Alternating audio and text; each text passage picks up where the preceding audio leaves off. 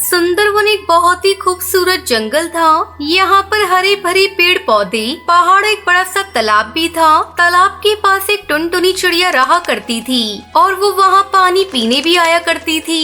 एक दिन टुनटुनी ने तालाब के किनारे बने अपने घोंसले में 2 अंडे दिए। टुनटुनी और कालू अपने दोनों अंडों को देखकर बहुत खुश थे। वो उनका खास ध्यान रखने लगे। तालाब से थोड़ी दूरी पर एक बिल्ला भी अपने बिल में रहा करता था और वहीं से जानवरों पर नजर भी रखता था। जब बिल्ला की नजर घोंसले में रखे उन अंडों पर पड़ी तो वो बहुत खुश हो गया। अरे वाह, कितने बड़े बड़े और ताजे अंडे हैं। अगर इनको खाने का मौका मिल जाए तो मजा ही आ जाए। बस ये दोनों किसी तरह से यहाँ से चले जाएं। तब तक आप लोग कमेंट पे बताएं 24x2 कितने होते हैं। जब शाम हुई तो तालाब किनारे एक तोता आकर पानी पीने लगा और फिर टुनटुनी चिड़िया आई। अरे टुनटुनी, क्या ये तुम्हारे अंडे हैं? हाँ, ये अंडे मैंने आज सुबह ही दिए हैं। हाँ, आज पूरा दिन हम इनकी देखभाल कर रहे थे। मतलब सुबह से आप दोनों ने कुछ नहीं खाया? भूख तो है, लेकिन इन अंडों को छोड़कर कैसे जाएं? अरे फिक्र मत करो, यहाँ इनको कुछ नहीं होगा। हम खाना मिलते ही अंधेरा होने से पहले यहाँ लौट आएंगे। ये कहकर वो दोनों अंडों को ऐसे ही छोड़कर तोते के साथ चले गए। बिल्ला अपनी जगह पर छुपा हुआ उनकी ये बातें सुन रहा था और इसी मौके की तलाश में था कि कब वो अंडों को छोड़कर जाते हैं। उनके दूर होते ही बिल्लू बिल्ला खुश हो गया और चेहरे पे मुस्कान और आंखों में लालच लिए उन अंडों के पास पहुँचा। अरे वाह, इतना ताजा और स्वादिष्ट अंडा है। उसने अपना मुंह खोला और एक अंडा निगल गया। आज तो लॉटरी लग गई यार। ये कहकर उसने दूसरे अंडे पर भी हमला किया और उसको भी निगल गया। आहा, आज तो वाकई में मजा आ गया। अब मैं आराम से अपने बिल में जाकर सो जाता हूँ, वरना किसी ने देख लिया तो कल का इंतजाम नहीं हो पाएगा। ये कहकर वो अपने बिल की तरफ रवाना हुआ और फिर जाकर सो गया। जब टुनटुनी और कालू खाना लेकर वापस घर पहुँचे तो अपने घोंसले को खाली देखकर चौंक पड़े। अरे, हमारे अंडे कहाँ गए? उन्हें तो हमारे झुंड के अलावा किसी ने देखा भी नहीं था। फिर उन्हें यहाँ से कौन ले गया? हमें इस बात का पता लगने के लिए एक तरकीब लगानी पड़ेगी। सुनो। ये कहकर कालू ने टुनटुनी को एक तरकीब बताई। अगली सुबह फिर से टुनटुनी ने 2 अंडों को जन्म दिया और दोनों उनके पास पूरे दिन बैठे रहे। फिर शाम होने से पहले ही कालू बोला, मुझे बहुत भूख लग रही है, चलो खाने की तलाश में चलते हैं। लेकिन इन अंडों को हम अकेले कैसे छोड़कर जाएं? कहीं कल की तरह इनको कोई ले न जाए। मेरे पास एक तरकीब है। ये कहकर कालू अपने मुंह में थोड़ी सी घास दबाकर लाया और उस घास से अपने अंडों को पूरी तरह से ढक दिया। अब इन अंडों को कोई नहीं देख सकता। अब हम इनको छोड़कर बेझिझक जा सकते हैं। और फिर दोनों बेफिक्र होकर वहाँ से चल दिए। इन पागलों को लगता है कि ये तरकीब से मुझसे अपने अंडों को बचा सकते हैं। आज तो शाम होने का भी इंतजार नहीं करना पड़ेगा। और घोंसले की तरफ बढ़ गया। टुनटुनी और कालू तालाब के किनारे ही पेड़ के पास छिपकर घोंसले पर नजर रख रहे थे। लेकिन जब उन्होंने बिल्ला को देखा तो दोनों डर गए। इससे पहले कि वो कुछ सोच पाते, बिल्ला ने उनके दोनों अंडों को निगल लिया और फिर खुश होता हुआ अपने बिल में वापस जाकर आराम से सो गया। ये बिल्ला हमारे अंडों को ऐसे ही रोजाना खाता रहेगा। इसका मतलब हम कभी अपने बच्चों का मुंह नहीं देख पाएंगे। ये सुनकर कालू भी सोच में पड़ गया। फिर उसकी नजर उस चील पर पड़ी जो कि किनारे पे तालाब से पानी पी रहा था। घबराओ नहीं टुनटुनी, इससे छुटकारा पाने में कोई है जो हमारी मदद कर सकता है। ये कहकर कालू चील से बोला, प्यारे चील, क्या तुम हमारी आवाज सुन सकते हो? हाँ हाँ, क्यों नहीं, बोलो कौए। कालू ने उसको अपने अंडे और बिल्ली के बारे में सब कुछ बता दिया और उसकी करतूत सुनकर वो गुस्से में बोला, बिल्ला तो वैसे भी मेरा मनपसंद खाना है, मैं उसको उसकी सही जगह पर पहुंचा दूंगा। ये कहकर उन दोनों ने चील के साथ मिलकर एक प्लान बना लिया। अगले दिन फिर से टुनटुनी ने 2 अंडे दिए और बिल्ला उन पर नजर रखे हुए था। चाहे ढक कर जाओ या फिर खुला छोड़ के जाओ, जाएंगे तो ये मेरे पेट में ही। हा हा हा हा हा। टुनटुनी और कालू उन अंडों को ऐसे ही छोड़कर चले गए और उसी जगह पर जाकर छुप गए जहां पिछले दिन छुपे थे। उनके प्लान के हिसाब से चील पास के ही एक पेड़ पर छुपा बैठा था। आ रहा हूँ मेरे स्वादिष्ट अंडों। ये कहते हुए बिल्ला अपने बिल से निकलकर अंडों की तरफ बढ़ने लगा। जब वो बिल्कुल करीब पहुंचा तो चील तेजी से पेड़ से सीधा उसकी तरफ लपका और उसको झपट लिया। चील ने उसकी गर्दन अपने पंजों में दबा ली और उसको आसमान में लेकर उड़ चला। अरे अरे छोड़ो मुझे, अरे ये चील कहाँ से आ गया, बचाओ बचाओ। काफी देर तक उड़ने के बाद वो एक पहाड़ पर जाकर रुका। वहाँ दो चील उसका इंतजार कर रहे थे। चील ने जैसे ही बिल्ला को अपने पंजों से आजाद किया, बाकी चीलों ने उस पर अपनी चोंच मार मार कर हमला कर दिया, जिससे कि वो मर गया। अब उन तीनों चीलों ने मिलकर उसको अपना शिकार बनाया और उसे खत्म कर दिया।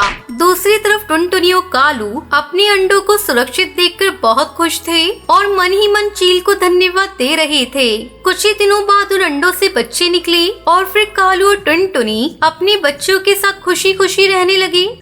ये कहानी टुनटुनी नाम की बहुत ही प्यारी सी चिड़िया की है, जो सुंदरवन नाम के जंगल में रहा करती थी। टुनटुनी चिड़िया एक अनाथ चिड़िया थी, जिसके माता पिता उसे दुनिया में अकेला छोड़कर चले गए थे। बेचारी टुनटुनी चिड़िया बहुत ही कठिन समय गुजार रही थी। उसके 2 वक्त के भोजन का इंतजाम भी बहुत मुश्किल से हुआ करता था। एक दिन सभी पक्षी अपने अपने माता पिता के साथ आराम से अपने घोंसले में बैठे थे और टुनटुनी चिड़िया उन्हें देखकर सोचने लगती है, मैं कैसी चिड़िया हूँ जिसे माता पिता का प्यार मिलना तो दूर, मैंने तो कभी माता पिता का चेहरा ही नहीं देखा। मुझे तो 2 वक्त के भोजन के लिए भी दर दर की ठोकरें खानी पड़ती है। अमीर पक्षियों के घर में काम करना पड़ता है, उनकी जली कटी बातें सुननी पड़ती है, तब जाकर पेट भरने के लिए दाने का इंतजाम हो पाता है। तभी टुनटुनी चिड़िया को याद आता है कि उसे कड़कनाथ सेठ के यहाँ काम करने जाना है। आज तो मेरी तबीयत भी ठीक नहीं है, लेकिन अगर मैं काम पर नहीं गई तो कड़कनाथ सेठ मेरी तनख्वाह काट लेगा। पहले से ही मुझ पर इतना कर्ज है, अगर तनख्वाह भी पूरी नहीं मिली तो घर का खर्चा चलाने के लिए मुझे फिर से उधार लेना पड़ेगा। ऐसा सोचकर टुनटुनी चिड़िया कड़कनाथ सेठ के यहाँ काम करने के लिए पहुँच जाती है। अरे टुनटुनी चिड़िया, कितनी बार तुमसे कहा है कि ठीक समय से काम पर आया करो, लेकिन अब तो ये तुम्हारा रोज का काम हो गया है। अब कल से तुम्हें काम पर आने की कोई जरूरत नहीं है। नहीं नहीं सेठ जी, मुझे काम से मत निकालिए, मैं पहले से ही बहुत परेशान हूँ। अगर आपने मुझे काम से निकाल दिया तो मेरा घर कैसे चलेगा। वो पिछले कुछ दिनों से मेरी तबीयत खराब चल रही है, इसलिए मुझे आपके यहाँ पहुँचने में देर हो रही है। मुझे माफ कर दीजिए सेठ जी, आगे से ऐसा कभी नहीं होगा, लेकिन मुझे काम से मत निकालिए। देख टुनटुनी, चुपचाप यहाँ से चली जा, मुझे सिर्फ काम से मतलब है। तू रोज रोज ऐसे ही बीमार होती रहेगी तो मेरे घर का काम कौन करेगा। टुनटुनी चिड़िया कड़कनाथ सेठ के आगे बहुत विनती करती है, लेकिन कड़कनाथ सेठ उसे काम से निकाल देता है। बेचारी टुनटुनी चिड़िया रोती हुई अपने घोंसले में लौट आती है। हे भगवान, मकान मालिक हरिया काका भी कुछ ही देर में आते होंगे। अगर मैं आज उनका किराया नहीं दे पाई तो वो मुझे अपने घर से बाहर निकाल देंगे। हे भगवान, ये कैसी परीक्षा है। एक तरफ तो मेरा काम चला गया, दूसरी तरफ मेरे सर पर घर का किराया आ गया है। लगता है आज ये मकान भी चला जाएगा। अब मैं क्या करूँगी, कहाँ जाऊँगी। तभी हरिया काका वहाँ अपने मकान का किराया लेने पहुँच जाते हैं। टुनटुनी, ला पिछले 3 महीने का किराया निकाल, और आज मैं तेरा कोई बहाना नहीं सुनने वाला। आज तो मैं पैसे लेकर ही जाऊंगा, नहीं तो तेरा ये टूटा फूटा सामान निकाल कर इसे घर से बाहर फेंक दूंगा। मैंने ये घोंसला किराए पर दिया था, खैरात में नहीं। काका, बस कुछ दिन की मोहलत और दे दीजिए, मैं आपका सारा किराया चुका दूंगी। भगवान के लिए इस घर से बाहर मत निकालिए, मेरा इस दुनिया में कोई भी नहीं है, मैं कहाँ जाऊंगी। हरिया काका टुनटुनी चिड़िया की कोई बात नहीं सुनता है और उसे किराए के घोंसले से बाहर निकाल देता है। अब मैं क्या करूं, कहाँ जाऊं? मेरे पास तो सर छुपाने की जगह भी नहीं बची है और किराए पे घर लेने के लिए मेरे पास पैसे भी नहीं है। काश मैं कोई छोटा सा घर बना पाती जिससे कोई मुझे उस घर से बाहर ना निकाल पाता।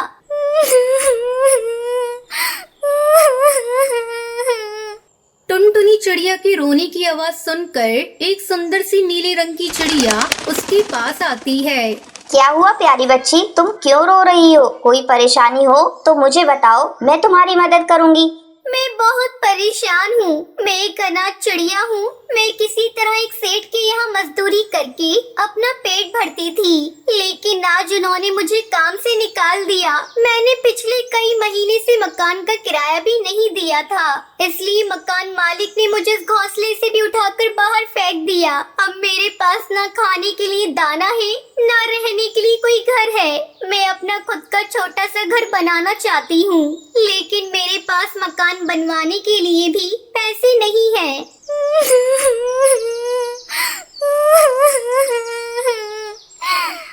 इतना कहकर टुनटुनी चिड़िया फूट फूट कर रोने लगती है। देखो टुनटुनी, रोने से कुछ नहीं होगा। तुम्हें ऐसा क्यों लगता है कि तुम अपना घोंसला नहीं बना पाओगी? तुम बिल्कुल अपना घोंसला बना सकती हो। मैंने कहा ना, मैं तुम्हारी मदद करूंगी। चलो सबसे पहले हम तुम्हारे घर के लिए कुछ कच्चा सामान लेकर आते हैं, फिर उससे मैं तुम्हें घर बनाना सिखाऊंगी। इसके बाद टूनी चिड़िया टुनटुनी को अपने साथ नदी के दूसरे पार ले जाती है। चलो टुनटुनी, जल्दी से ये सुनहरे रंग की मिट्टी को अपनी चोंच में उठा लो। इसी सुनहरी मिट्टी से मैं तुम्हारे लिए घोंसला बनाऊंगी। लेकिन ये कौन सी जगह है? मैं तो यहाँ पहले कभी नहीं आई हूँ, ना ही मैंने आज तक इतनी चमकदार मिट्टी देखी है। हाँ टुनटुनी, तुम ऐसा समझ लो कि ये मिट्टी सिर्फ तुम्हारा घर बनाने के लिए ही है। इस जंगल में किसी और को इस मिट्टी के बारे में नहीं पता है। इस मिट्टी के बारे में कभी किसी को मत बताना, और ये तुम्हारे और मेरे बीच का सीक्रेट है। ठीक है, मैं किसी को कुछ नहीं बताऊंगी। इसका मतलब मेरा घर जंगल में सबसे सुंदर और खूबसूरत होगा, है ना? हाँ टुनटुनी, आपकी टूनी आंटी है ना, अब आपका घर इस जंगल में सबसे सुंदर होगा, और फिर इस घर से आपको कोई भी बाहर निकाल नहीं पाएगा। उसके बाद टुनटुनी चिड़िया अपनी चोंच में उठाकर वो सुनहरी मिट्टी ले आती है और देखते ही देखते वहाँ मिट्टी का एक ढेर इकट्ठा कर लेती है। उसके बाद टूनी चिड़िया अपने पास से एक जादुई छड़ी निकालती है और देखते ही देखते उस सुनहरी मिट्टी से एक बहुत ही सुंदर सा घर तैयार हो जाता है। अरे वाह, ये घर तो बहुत सुंदर है, लेकिन बारिश में तो मेरा घर बह जाएगा ना? नहीं प्यारी बिटिया, मैं कोई आम चिड़िया नहीं हूँ। मेरे पास विशेष शक्तियाँ हैं, जिनसे मैं तुम्हारे जैसे जरूरतमंद पक्षियों की मदद करती हूँ। तुम्हारा ये घर मैंने खुद सुनहरी मिट्टी से बनाया है, ये कोई आम मिट्टी नहीं है। तुम बिल्कुल निश्चिंत रहो, चाहे जितनी भी बारिश आए, तुम्हारा घर कभी खराब नहीं होगा। टूनी की बात सुनकर टुनटुनी चिड़िया बहुत खुश हो जाती है और वो खुशी खुशी अपनी मिट्टी के घर में रहने लगती है।